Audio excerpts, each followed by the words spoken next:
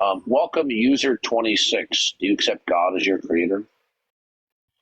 I do not know. I was just coming in here. I've only been in the live for about 4 minutes now. I was just wondering what your evidence to back up your claim that Christianity is objectively provable. Um, Are you familiar with in my transcendental arguments? incidental, I'm not. No. A transcendental argument is we take something that we're attempting to prove and we show that which we're attempting to prove is a necessary precondition of another fact that is agreed upon, and therefore the agreed upon fact couldn't be true without the thing we're intending to prove.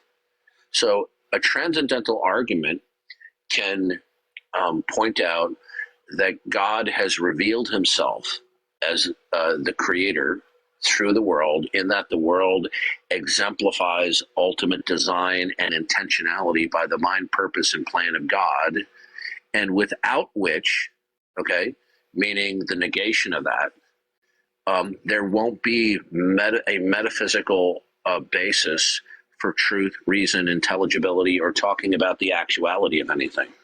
So transcendental arguments, when properly formulated, can prove things. And in a transcendental argument for God, it invokes that the property set of God, the God of the Bible, when properly understood, God's attributes are exclusive and indispensable for everything, including truth, reason, and intelligibility.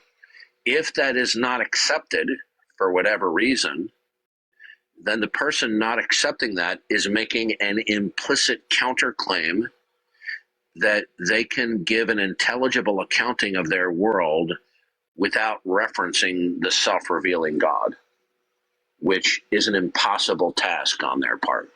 So it's a form of a reductio ad absurdum. A reductio ad absurdum is a positive representation that something is the case, wherein the denial therein results in either a contradiction or an absurdity. So the tag argument, the transcendental argument for God, invokes the revelation of God through creation, in that the creation exemplifies and entails ultimate design and intentionality of a perfect God, and without which you wouldn't have a basis to defend that you can reason. So it's a transcendental argument for God. Okay. I don't know if I would call that scientifically objective. That just sounds. You don't want to go there I'm, because oh, science cannot. First of all conclusions in science are provisional. Number one, unless you want to dispute that. Do you want to dispute that? no, it sounds like you've got some things loaded here, so I'll let you No, keep going. loaded. All conclusions in science provisional. Yes, sir. Okay, so science does, through investigation, observation, testing, and repeatability, with predictions, with the possibility of predictive success, is come to explanations and conclusion that are provisionally accepted, but could be falsified tomorrow by a reexamination of the data or some future observation that might contradict it. Can you scientifically uh, can scientifically establish value judgment? What do you even mean by that? Can can science tell you that mugging somebody in the streets of Chicago is wrong? I'm sure if you got nitty and gritty enough, you No, probably no, could. sir, no, sir. You science is incapable of of scientifically establishing value judgments. Science cannot establish that there are universals. Science cannot establish that there are absolutes. Science cannot establish logic. Science cannot establish mathematical principles. Okay? Because mathematics, by its very nature, is abstract and not concrete. Science cannot establish at all aesthetic judgments. Okay? Science cannot ground and establish jurisprudence or ethical determinations. Is there a scientific exercise or an empirical endeavor that can establish any ethical determination? Well, no, it's because Okay, science so doesn't. bringing up Okay. bringing up science as a standard to know things is not a good idea. Well, it's the standard that we live our modern life by. No, listen to me. Holding up science to a standard which cannot be supported is not a good idea. I'm not anti-science, but don't present science as though it's a way to establish value judgments, metaphysical or philosophical truths. It's not. Science is just a process where we observe, test, and repeat, come up with theories, trying to see if certain things are regular. Yeah, Okay? I honestly don't know where you're going with this because Okay, do you know what the other side. verificationism? Do you know what verificationism is? Can I say something real quick? Yeah, I just want to educate you because you're not educated on the subject. Verificationism was a philosophy in the mid 20th century that said the only things that are worthy of belief are those things that are verified by your senses. Do you agree with that?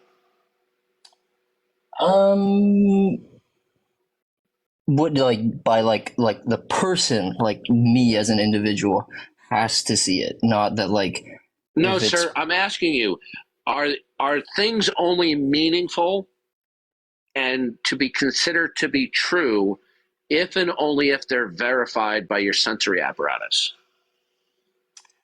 considering that we can have hallucinations and all that, I would say no. Okay, so that's good that you said that because verificationism was eviscerated in the 20th century. Even atheist philosophers today, atheist, mind you, recognize the bankruptcy and the self contradictory nature of verificationism. Now, but verificationism hasn't died out, it has permeated into what is called empiricism. And empiricism is the position that the only way to know things is through empirical endeavors. But empiricism is self-refuting. It's a performative contradiction. Okay? So we as Christians are not against scientific investigation, but we don't hold up empirical methodologies and scientific endeavors as the ground of all reason and truth, because that would be self-refuting.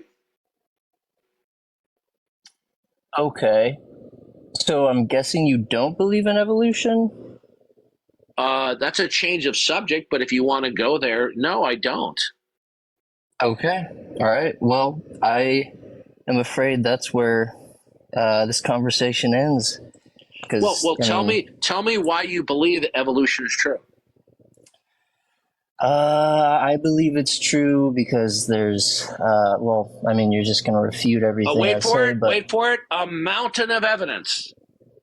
that's the word. Yeah, that's Good. where I was going. What's the mountain of evidence? We have fossils of different things. So let me read something to you. Okay, hold on a second. Please do. I'm going to read to you a quotation from one of the world's greatest experts on evolution. Okay, and he is Who is this expert? I'll tell you in a second. Let me pull it up on my computer. Okay, give me a second. Come on. All right. Give me a second. Okay. Do you believe that the fossilized remains is a powerful testimony to evolutionary gradualism? I think powerful could be a bit semantics or like semantical, but I do think Is that it it good? is solid Is the fossil evidence. record good evidence for a Darwinian gradual evolution? Yeah. Okay, so this is from Dr. Eugene Koonin, who is one of the world's great experts on the nature of biology and the intricacies of biology. The title of the book is called The Logic of Chance, The Nature and the Origin of Biological Evidence, Dr. Eugene Koonin. If you do a scholar search on Dr. Eugene Koonin, the number of scientific citations of his papers is off the charts. Okay, that's how much this guy is cited. Okay, now here's what he says. The general lack of transitional forms between species in the fossil record is a constant theme in evolutionary biology. Let me repeat that again to you. Let that sink in. Oh no, I heard that. What year is this quote from? Just a few years ago. Can you give the exact Yeah, let year? me go to, I'll give you the copyright page. Just give me a second. Let me go to the copyright page. That's not it. Hold on. I'm trying to find the copyright. Okay, 2012 was published. Okay. Now, so let's continue. Let me just go back. Okay, so the general lack of transitional forms between species in the fossil record is a constant theme in evolutionary biology. Darwin recognized this problem and traditionally interpreted that, along with paleontologists in the Darwinian tradition, simply as a reflection of the dramatic incompleteness of the record. Extensive accumulation of paleontological data in the 20th century helped very little, if at all. So a different perspective emerged, first in the quantum evolution concept of George Simpson, then in the full-fledged form in punctuated equilibrium concept of eminent paleontologists Stephen Jay Gould and Niles Eldredge. Gould and Eldredge, two world eminent paleontologists, collected extensive evidence indicating that the history of the great majority of animal species, from an evolutionary perspective, that is a virtual lack of change. So here we have somebody who's in the know, one of the world's greatest experts on evolution, reiterating what is common knowledge among paleontologists throughout the world, that the cumulative fossil record does not exemplify transition, but stasis. That the creatures in the fossil record, they appear abruptly and they disappear abruptly without numerous transitional forms. All we see in the fossilized remains from an evolutionary perspective are what are considered to be the tips and nodes of the phylogenetic tree, and all of the intermediaries, they're just not there. Pointing out some weird creatures like Archaeopteryx or Tiktaalik doesn't solve the problem. So contrary to what you have been taught, the fossil record is an embarrassment to Darwinian gradualism. Okay? Oh, okay. So the fossil record is actually vastly more commensurate with the worldwide flood, that the fossils are the graveyard of the flood. In other words, when I say graveyard, I mean those creatures that happen to be buried very quickly through sedimentary deposition, okay, are what were fossilized. Fossils have to be formed very quickly, okay? I don't know where you're going with that, but I mean, have you just ever thought of the possibility that we haven't found some of these fossils that you are trying to claiming? Explain to you, you have been misled through, let me put it this way. Many people cannot distinguish between an evolutionary storytelling about the fossils versus the actual facts of the fossils themselves. Like, for example, the so-called geological ages that are referred to, all right, in the so-called geological column, is largely conjectural because they're adopting what is called uniformitarianism, which is a sub-ideological filter in geology that cannot be scientifically established, called uniformitarianism. Have you ever heard of it? No. At least I Yeah. don't think so. Yeah, uniformitarianism was largely promulgated by Charles Lyell, the father of modern geology, in his 3 volumes of the Principles of Geology.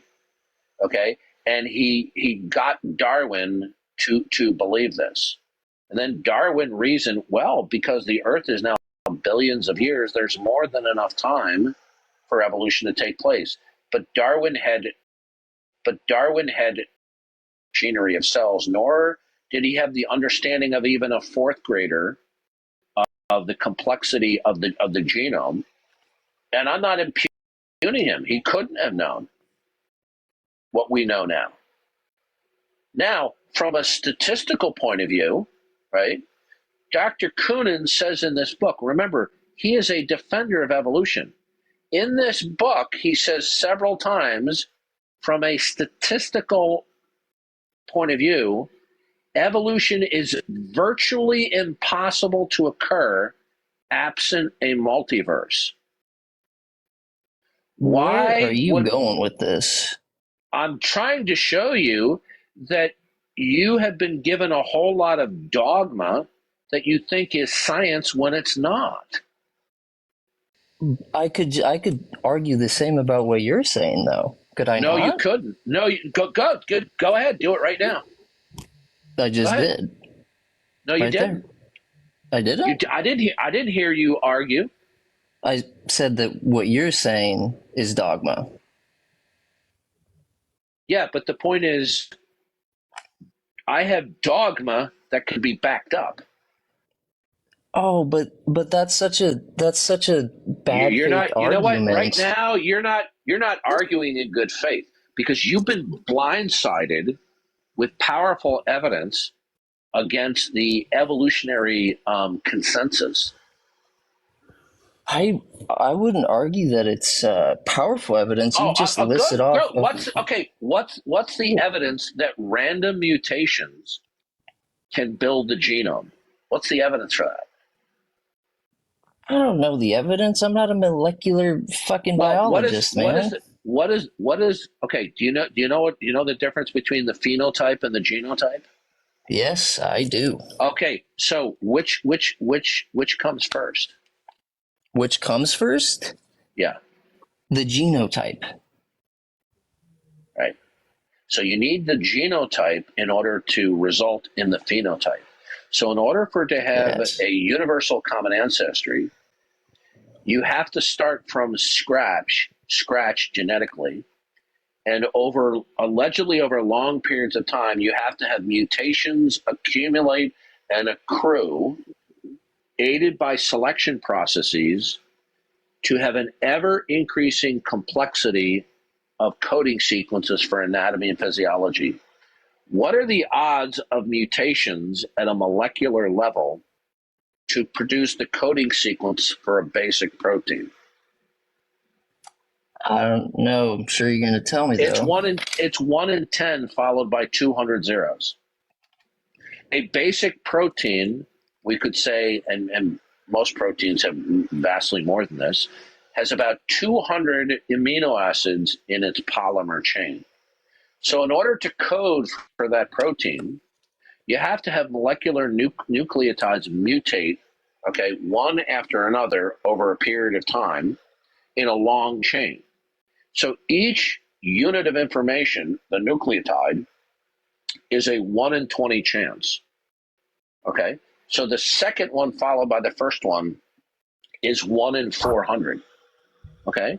The third one followed by the first two is 1 in 8,000. So do you see how the improbability of a very long sequence grows exponentially in terms of statistical improbability? Now, if a protein is 1 in 10 followed by 200 zeros, what would you guess the entire genome of the animal kingdom what would you guess that the improbability would be? 1 in 10 to what power? What number would you guess? Probably just an inconceivably large one. Yeah, tens of thousands of zeros, because each additional units of information that need to accrue in a linear fashion causes the improbability to grow exponentially by orders of magnitude. Okay, so even if you had a trillion squared Earth-like planets over 14 billion years, that literally would not be enough time and trials for mutations to code for 1 or 2 proteins. Because remember, one protein is, if you have 200 amino acids in a protein, it's 1 in 10 followed by 200 zeros. A trillion squared Earth-like planets is 10 to the power of 24. 10 to the power of 24 zeros.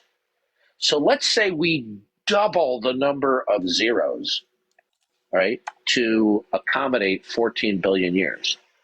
Okay, so you got a trillion squared Earth-like planets over 14 billion years, and we're going to double the number of zeros for the trials. So now you have 10 to the power of 50 zeros. Well, if we subtract 10 to the power of 50 from 10 to the power of 200, you're still dealing with 1 in 10 to the power of 150 zeros just for one protein. So what do you have to do? You have to completely abandon probabilistic and statistical reasoning in order to drink the Kool-Aid of evolution. Oh, okay. So why? So here, let me read to you what Dr. Akunin, who is an anti-creationist, he is anti-intelligent design, and he's a staunch evolutionist. Let me read a quote to you from him, okay? God is a hoax. Here is well, we can discuss that momentarily. Here's what Dr. Akunin says in his own kind of technical jargon. He says this: the spontaneous emergence of complex systems, okay? He's referring to evolution. He's not simply talking about abiogenesis. The spontaneous emergence of complex systems would have to be considered virtually impossible in a finite universe, becomes not only possible but inevitable in a many worlds in one, meaning a multiverse. So why, if there's enough time and trials in a large, limited universe for mutations to build the genome of the animal kingdom as we know it here on Earth, why in the world would he be introducing a multiverse? I have no idea. I don't really think that it pertains to another evolution. Quote. Here's another quote in the same book. Thus, Please. the spontaneous emergence of complex systems would have to be considered virtually impossible in a finite universe, but not only is possible, but inevitable in a multiverse. Why is he advocating a multiverse if an old enough and large enough universe could adequately mutate its way to the genome of the animal kingdom? Why in the world would he say, on one hand, it's virtually impossible, but with a multiverse, it's guaranteed? Do you know what we call that, invoking multiverse? It's called special pleading. Okay. Here's another quote for you, okay? Hold on a second. Here's a quote. He says, for example, there's an infinite number of macroscopically exact copies of the Earth with everything else that exists on it, although the probability that a given observable region of the universe contains one of these copies is vanishingly small. Okay? Okay, I will here's another quote. Even Holy he shit. says this: the spontaneous emergence of complex systems would have to be considered virtually impossible in a finite universe, becomes not only possible but inevitable in a multiverse or many worlds in one, even though the prior probabilities of the vast majority of histories to occur in a given universe is vanishingly small. Okay, you do comprehend that vanishingly small does not mean not at all, though, right? Okay, do you know what probability bound is? Yeah. What is it? You explain it to me because I'm sure you got a better No, definition than I do. you're lying. Tell me what probability bound is right now. No, because Hey, Okay, Darth, so are you taking your now meds you're gonna today? lie. You're gonna lie to me. You told me whoa, you know what whoa, it is. What is it? hey, whoa, man, take a chill pill. Take a chill Chill, pill, bro. man. Yeah, take a chill pill. Okay, so he's a liar. So what he's doing is he's giving an adolescent response, saying in Dumb and Dumber, where Jim Carrey says, "You mean there's still a chance?" Okay, there's something in statistics and probability that once a significant or meaningful event is beyond the probability bound, it is considered by statisticians and experts in probability as to be effectively impossible. TikTok is a cesspool of village idiots getting on camera thinking that they have some level of sophistication when it comes to discussing metaphysics.